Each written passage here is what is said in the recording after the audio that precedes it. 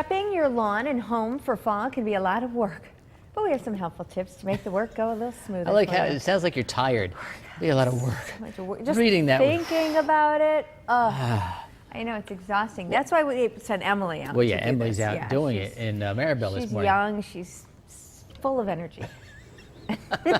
Yeah, right, Rachel. Look at all those leaves I was raking up this morning. I pretty much broke a sweat, and it's pretty cool out here. It is a lot of work, you know, and it can almost be maybe a headache thinking, I have all this stuff to do. I don't know where to start.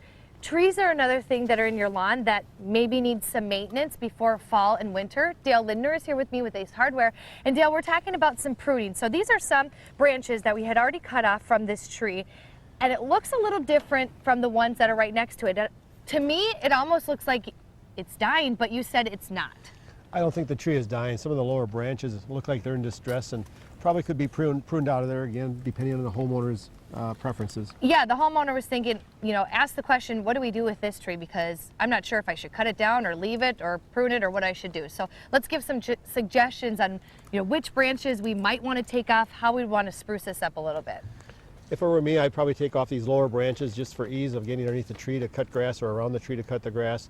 There's some branches inside the tree that appear to be dying. I'd take those out of there and trim it off and see if that would help the tree look a little bit better in the coming years. What tools would you use for that? What do you have right here? I have an extendable pole saw here. This is a manual one that you can use either by the sawing action or by the action using the cutter right here.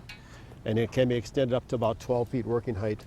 And then you have one over here. What about this one? This is a gasoline-powered pole saw, which makes things a lot easier if you're cutting larger branches and can get up out of the way using the proper safety tools. Okay, let's talk about some shrubs that the homeowner has in the front yard. We actually have a picture of those. And they were wondering, what should I do with these right now? Should I trim them down?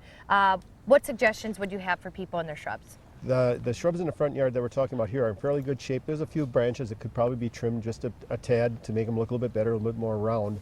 But homeowners, again, a personal preference. What do you want the bushes to look like? Over the years, you train those by cutting the branches off and trimming them into the shape you want. And we actually have some tools to help you out. So obviously right here.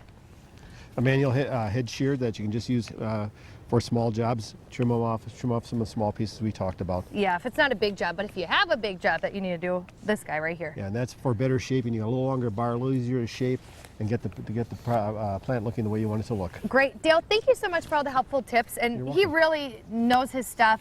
Ace Hardware, we have a link to our website if you want to learn a little bit more. And all the stuff we showed you today was just really helpful. Thank you, Dale. We'll send it back to you. All right, thanks, Em.